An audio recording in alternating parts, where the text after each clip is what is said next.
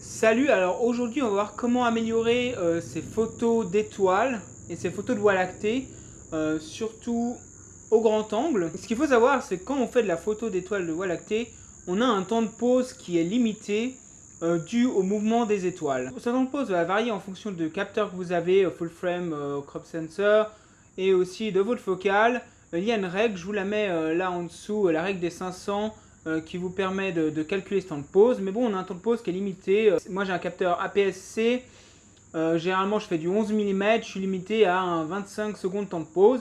Et pourquoi on est limité à ce temps de pause? Si on le dépasse, et ben on va voir le mouvement des étoiles sur notre photo. On va avoir des étoiles qui seront un trait et non pas un point. Généralement, à part si c'est voulu, généralement on préfère avoir des étoiles qui sont vraiment ponctuelles.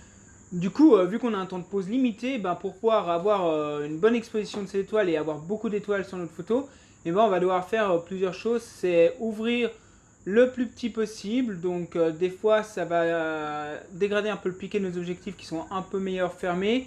Et surtout, on va devoir monter souvent très haut en ISO, à 6400 minimum, voire plus haut, ce qui va quand même donner du bruit numérique sur nos photos.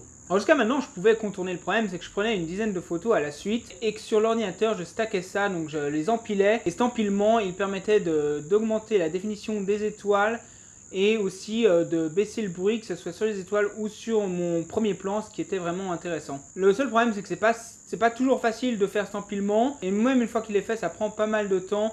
Et mon ordinateur n'est pas très puissant, j'aime pas passer énormément de temps devant mon ordinateur, je préfère passer du temps sur le terrain. Donc c'est pour ça que j'ai cherché d'autres solutions qui pourraient me permettre d'éviter toutes ces manipulations sur Photoshop ou autre. Du coup, je me suis penché sur ce qui s'appelle en anglais les Star Trackers, en gros suiveurs d'étoiles. J'ai pas vraiment trouvé une définition vraiment utilisée de ce terme en français, mais donc un suiveur d'étoiles, un Star Tracker. Je vais utiliser Star Tracker jusqu'à maintenant, mais c'est un suiveur d'étoiles. Donc pendant longtemps, j'ai pensé à cette solution, mais je pensais que c'était encombrant, cher et peu pratique. Jusqu'à que je tombe sur une pub sur Instagram pour le Move Shoot Move. Alors, je les ai contactés moi-même. Je leur ai demandé si je pouvais faire un test de leur produit en échange d'avoir le produit, parce que ça m'intéressait. Ils m'ont dit oui. J'aurais par contre demandé à pouvoir dire ce que je voulais en bien ou en mal. Ils m'ont aussi dit que je pouvais dire ce que je voulais sur le produit. Juste que si j'avais un gros souci, d'aller les voir d'abord pour être sûr qu'il n'y ait pas un souci de production et qu'ils m'en renvoient un autre. Mais pour ce que j'en ai eu, j'ai pas eu de problème de ce type-là. Donc je vais pouvoir vous donner les avantages et les inconvénients de ce produit, mais ça sera dans une autre vidéo. Là, je vais surtout parler de qu'est-ce qu'un Star Tracker et quelle va être son utilité et comment en théorie on doit l'utiliser. En fait, un Star Tracker, c'est une monture qu'on va poser sur notre trépied qui va en fait se trouver entre le trépied et l'appareil photo. Et cette monture, elle tourne dans le même sens que le sens de rotation de la Terre et avec une vitesse approchant le plus possible cette rotation. Du coup, théoriquement, la monture fera un tour complet en 24 heures. Quelle est la conséquence de ça? Ben, c'est que pendant une photo avec un temps de pause très long, prenons 5 minutes de temps de pause, et ben, notre étoile elle va rester exactement au même endroit sur le capteur parce que l'appareil photo aura bougé en même temps que l'étoile. Du coup, on va pouvoir avoir une photo avec des étoiles ponctuelles en ayant un temps de pause très long. Ce qui va être très avantageux, c'est qu'on va pouvoir baisser nos ISO fortement et donc avoir une photo plus propre et même fermer pourquoi pas un peu l'objectif et avoir une qualité meilleure de piqué. Il y a une condition à ça, c'est de placer le Star Tracker dans l'axe de la Terre.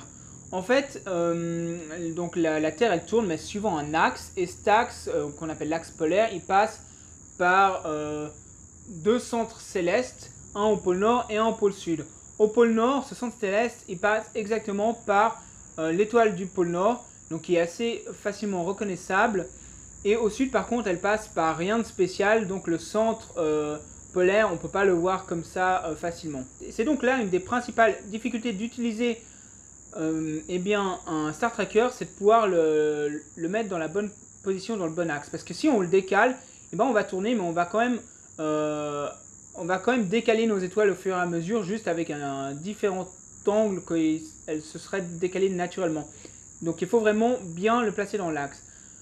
Avant de voir comment on peut faire ça, ce qui est aussi important de savoir, c'est que plus on est au grand angle, et donc plus on a une focale petite, moins la précision de cet alignement est importante, parce que le décalage sera très très peu visible sur une photo au grand angle, alors que si vous prenez une photo avec un 400, un 600, un 1000 mm, je sais pas, un télescope, et ben vu que n'importe quel décalage sera vraiment visible, parce que ça fera un trait énorme sur la photo, alors qu'un micro trait sur une photo fait en 11 mm se verra même pas, on aura toujours l'impression d'une photo ponctuelle.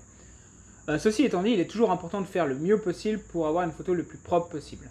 Théoriquement, une fois que l'alignement serait parfaitement dans l'axe de la Terre, si la rotation du Star Tracker est vraiment parfaite en termes de temps pour que ça imite la rotation de la Terre, on pourrait faire une photo avec un temps de pause illimité sans que notre étoile elle produise un trait ou un filet dans notre photo. La manière la plus précise de faire cet alignement, c'est d'utiliser un Polarscope. Alors je ne connais pas tellement ce que c'est, mais ça a l'air d'être un outil qu'on doit positionner sur une étoile, ce qui permettrait de vraiment trouver le centre polaire, comme ça. Ça marche au nord et au sud, au pôle nord et au pôle sud. Ça demande quand même un positionnement assez précis, ça a l'air de prendre pas mal de temps, et le Polarscope est relativement cher. C'était ce genre de manipulation qui m'ont toujours un peu embêté sur le fait de me pencher sur cette solution. Et là, ce que j'ai vu en fait, c'est que le Move Shoot Move, lui, il utilise un laser assez puissant. Faire attention, suivant les pays, la puissance du laser est limitée. Mais là, en Australie, il limite, je ne sais plus à combien, et là, le laser est juste fait pour. Donc, ce qui est bien, c'est que ce laser, dans la nuit, il est assez puissant. Il trace un trait que vous pouvez juste positionner au pôle Nord, vous allez la positionner sur l'étoile du pôle Nord. Et au pôle Sud, il va falloir la positionner sur le centre stellaire du pôle Sud, mais là, il n'y a pas d'étoile. Alors, comment on peut faire ça? C'est utiliser des applications tierces. Alors, moi, j'utilise celle de Photophile. Elle est pas mal, elle permet de bien voir les deux centres. Le seul problème, c'est que ces applications, c'est qu'elles ne sont pas non plus parfaites, et il faut les calibrer pour que vous puissiez voir en virtualité augmentée vraiment la position de l'objet que vous souhaitez.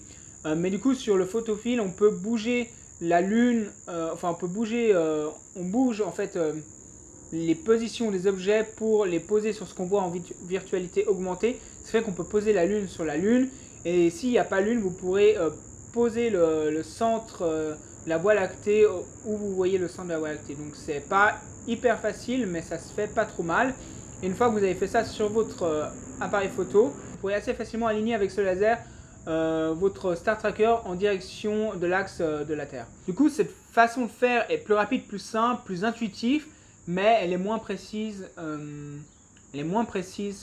que d'autres Star Trackers qui utilisent un Polarscope. Et c'est pas forcément un problème, parce que le Move Shoot Move est surtout désigné, et c'est surtout pour ça que je l'ai pris, pour améliorer vos photos au grand angle où la précision n'est pas très importante. Si vous voulez faire du ciel profond avec un Star Tracker, ce ne sera pas forcément celui qui vous sera utile. Il faudra se pencher sur d'autres Star Trackers qui pourront avoir des objectifs plus lourds, qui pourront supporter plus de poids, et qui auront aussi une meilleure précision d'alignement. Ici, théoriquement, on pourrait commencer à tenter avec du 200 mm. Je ferai un essai, j'essaierai de faire un essai une fois, c'est pas tellement ce qui m'intéresse. Il faudra réajuster son alignement si on voit qu'on n'est pas bon, alors qu'à l'ultra grand angle, c'est quand même plus facile. Donc là, j'ai commencé un peu à le tester. Je vous ferai une vidéo de voir comment on le monte sur le trépied prochainement. Et une fois que la saison des Voies lactées sera vraiment lancée, j'irai faire une vidéo sur le terrain. Et voilà, et là je vous montre vite fait deux photos où j'ai mis un réglage de 4 minutes en temps de pause. Et sur la première, là, j'ai pas enclenché le Move Shoot Move, et sur l'autre, j'ai enclenché le Move Shoot Move. Ça m'a permis d'avoir des étoiles ponctuelles à la place d'avoir, vous voyez, l'équivalent de 4 minutes enfilé d'étoiles. Une dernière petite précision, c'est que vu que notre objectif tourne au fur et à mesure qu'on prend la photo, le ciel lui sera net, mais par contre on va avoir quand même un premier plan qui lui ne sera pas net, parce qu'on aura bougé notre objectif, et que le sol lui donc il bouge pas, contrairement aux étoiles qui bougent en même temps.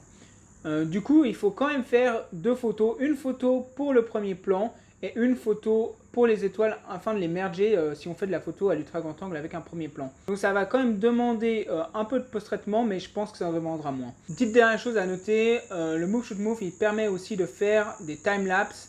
Si vous aimez faire des time-lapse, vous pouvez utiliser ce mode de rotation pour faire une rotation d'1 degré, 1,5 degré à chaque fois que vous prenez une photo, et donc faire un time-lapse qui a un mouvement et pas simplement un bête time-lapse avec une image fixe.